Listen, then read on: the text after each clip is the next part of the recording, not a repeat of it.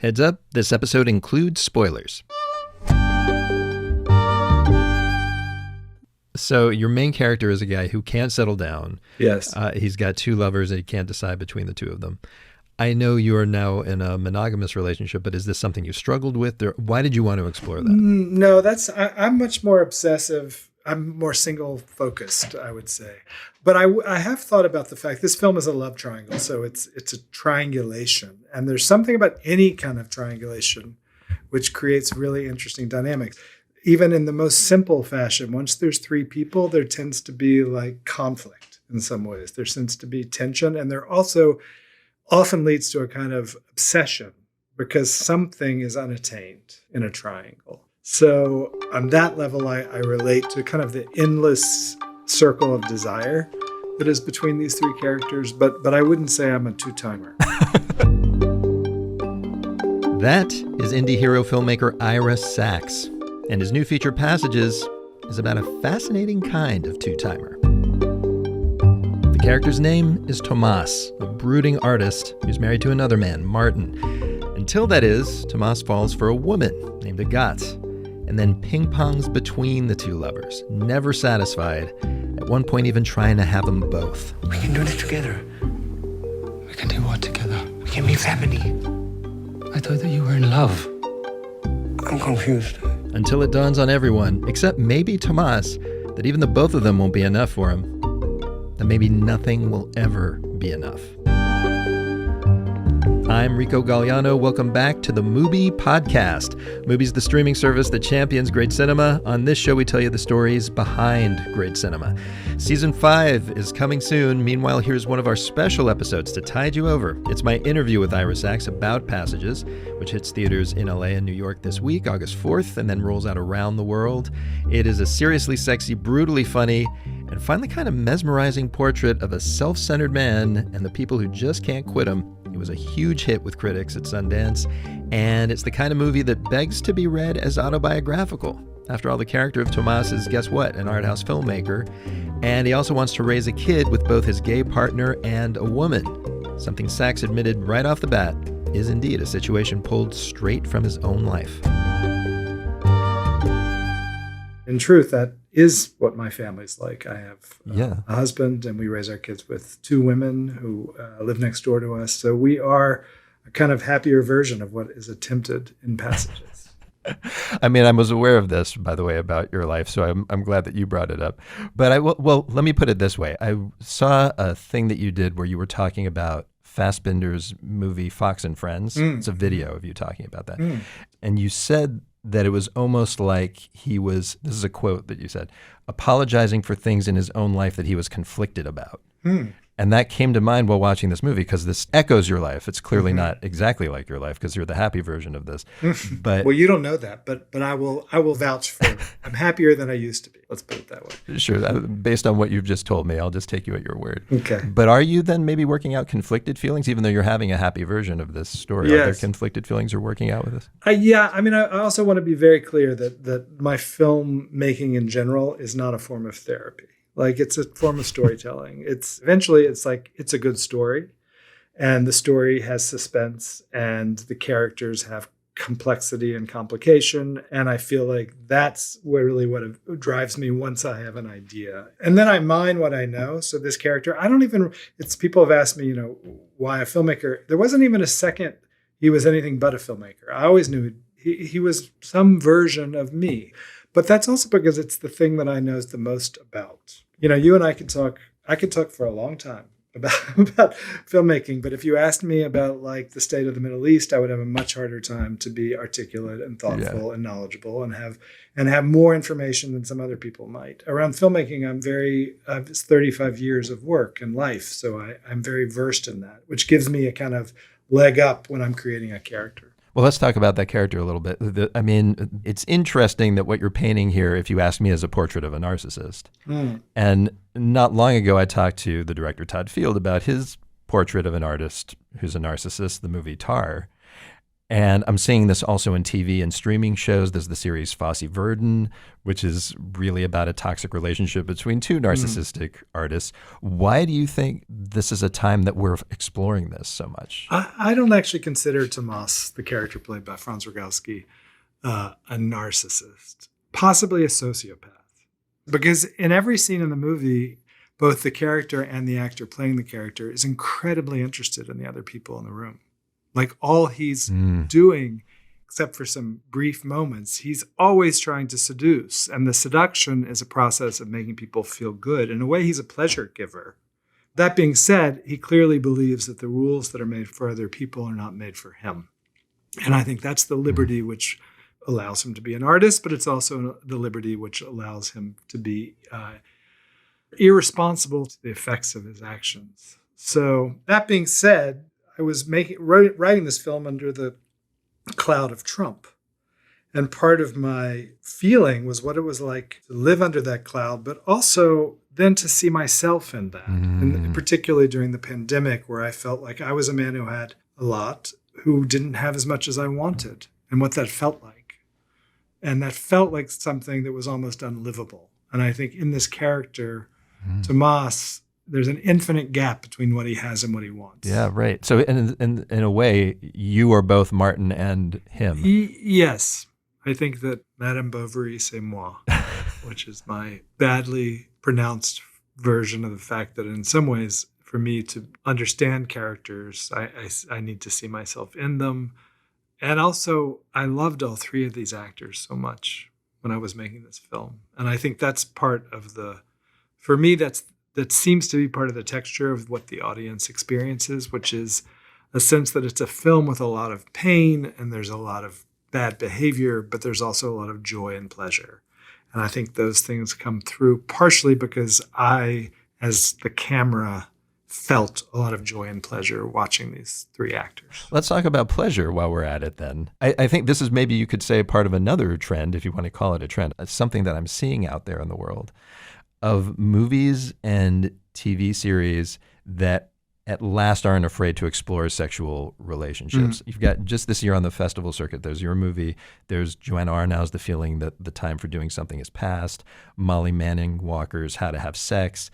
And I'm not the first person to note that art in general, like popular art anyway, really hasn't seemed as interested in portraying sexual relationships for a long time in any serious kind of intimate way. There's not, yeah. And first of all, I wonder if you have an idea why you think that is, and then what's happening that's changing that. Well, I think the problem, I'm out in LA right now. I'm recording this here, and I'm thinking about the fact for the last 7 years, I haven't really been here professionally, maybe 10 years. I haven't come out here for work. And I was sort of like, oh, what's changed in my life or my career that I don't come out for work? And a friend of mine who's a film director said, it's not you, it's what's happening out here has changed. So fundamentally, there's not a place for the people like you. There's not a place for people who are trying to tell personal stories. There's not a place that in which the detail of everyday life, the specificity, the kind of like literally the plot of land that I stand on as a director is not that interesting and to people in Hollywood. And instead, there's this kind of broad, non-specific world of global marketability. So, of course, where's the room for sex in that? It's not necessary. Everybody's going for 4-quadrant, as they say in the business, movies that appeal to like every possible demographic and age group. And what's really happened is they've turned, I remember when I would look at like cartoon movies and I would say those are for kids. They're not for adults. Now that we've just flipped that around, now all movies are cartoons. And adults have just decided that it's okay to think cartoons are high art. Or who needs high art? That's why theaters are going down around the country. That's why, a lot of things are happening. The value of art in this culture in general is diminished. So that means what happens intimately between people in their houses and their homes, their bedrooms, is just not valuable. That feels right to me, but I'll also say that even the indie world for a long time felt fairly sexless. Like it wasn't necessarily that it wasn't intimate. There were stories about relationships as you're speaking of, but this feeling that I got that like we're not really talking about sex right now. Well, do you think that's true, or am I just not seeing those movies? No, I think we all exist. We make things that we believe will be accepted within the culture at the time that we live. And so that's why to make this movie, I had to go back and look at movies from the 70s. I had to go back to like 72 and look at Chantal Akerman's Je t'aime Hillel. And I had to go, that wasn't 72, but it was early 70s. I had to go back to early 80s and look at Taxi Zum Klo, a very explicit, honest film out of Berlin about a gay man and his sexual life and experience. I had to go back to Pasolini. Like, you think Salo would be made now? Like, there's a way in which we have to say, like, oh, we can create those images. I didn't know that that was allowed. And on the reverse of that, we have like this film being MPAA saying this is an NC-17 and no one under the 17 years old should be able to see this movie. So we're going back to the code. Like, I want to make pre-code movies. And, you know, Hayes and the whole code that came out in the 30s, which repressed cinema in America, was founded by the Catholic Church. Like, the Catholic Church are the people who created those codes. So I think that, I mean, I'm going to get off my, what is it called? Soapbox. I'm going to get off it. It's a soapbox. I think it's called the soapbox. Let's just say I wanted to make a film that was I wanted to make a liberated film. I felt like, am I allowed to say fuck it? Like, sure. Fuck it.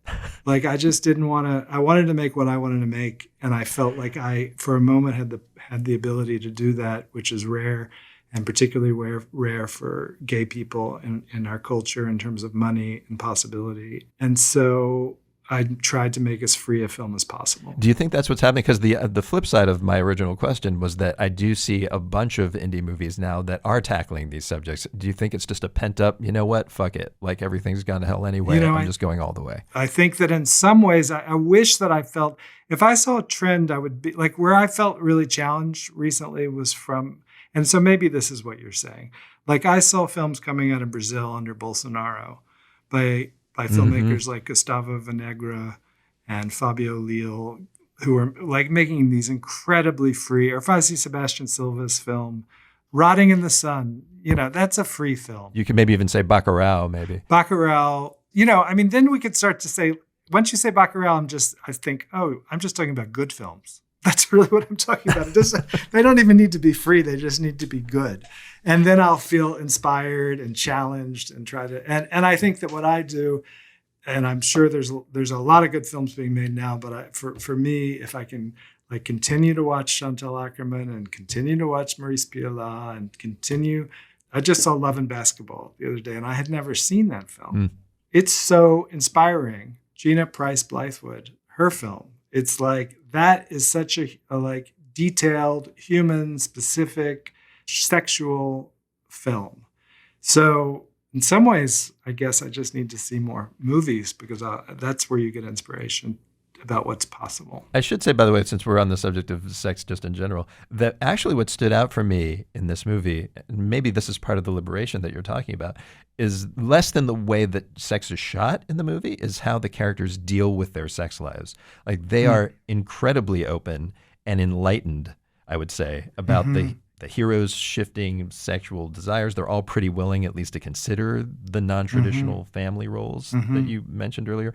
Breakups aren't easy, but they're not portrayed as like explosive end of the world things. They're all dealt with kind of with an attempt at least at honest conversation. But it doesn't seem to matter. Like, they're still miserable. What are you saying with that? Well, I think there's no answer. It's just people. I mean, the history of literature and art is just basically that it's hard to be alive and it's hard to be close to other people and it's hard to be an individual within a couple.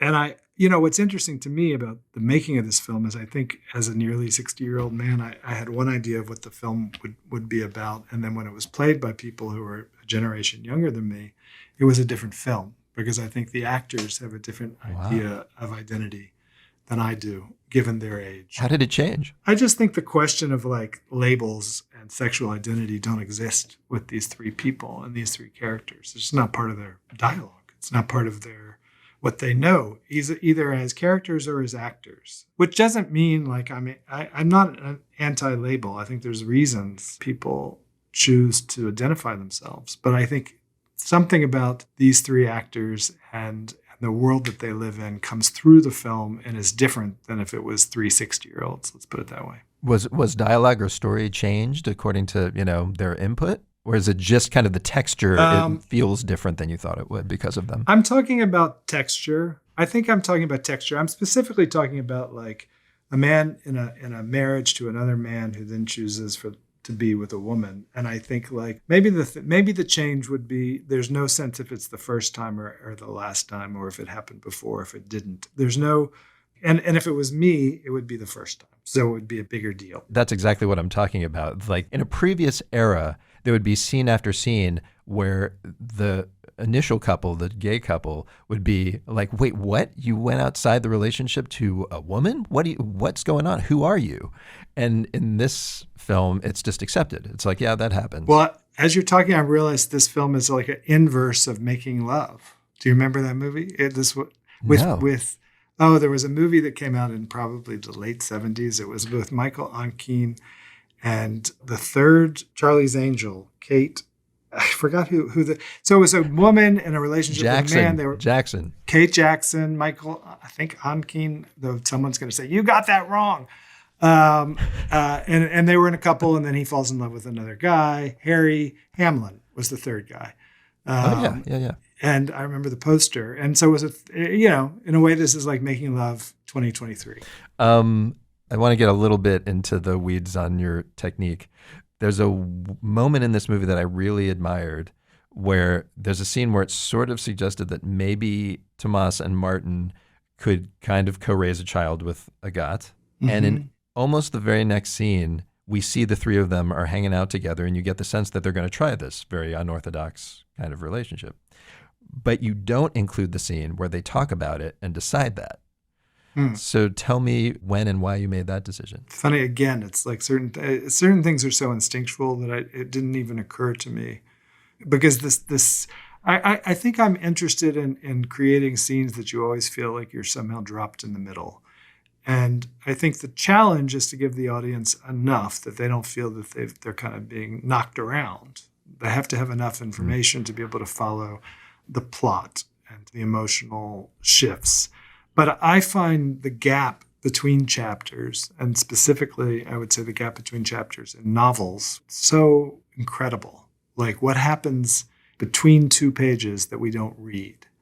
And I think that's one of the most powerful things that narrative can do, which is to jump to something where you put the pieces together as you're entering. And that's true. It definitely involves you more as a viewer, because you're like, oh, wait, I guess they already had that conversation and now we've moved on. So you are kind of involved a little more. But it does seem like you're almost on purpose denying yourself a moment of high drama. I mean, like that would be the most dramatic thing. Now you're going to go and ask your female lover, hey, you want to raise a kid with my ex? Mm-hmm. Why deny yourself that? I mean, to me, that doesn't seem, there's enough high drama to come. You can't hit it all. That's true. And I guess I'm figuring out which moments I think are most interesting. And that one, because it wasn't.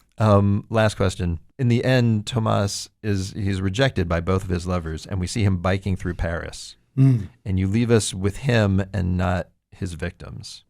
And why is that? Well, I don't call them victims.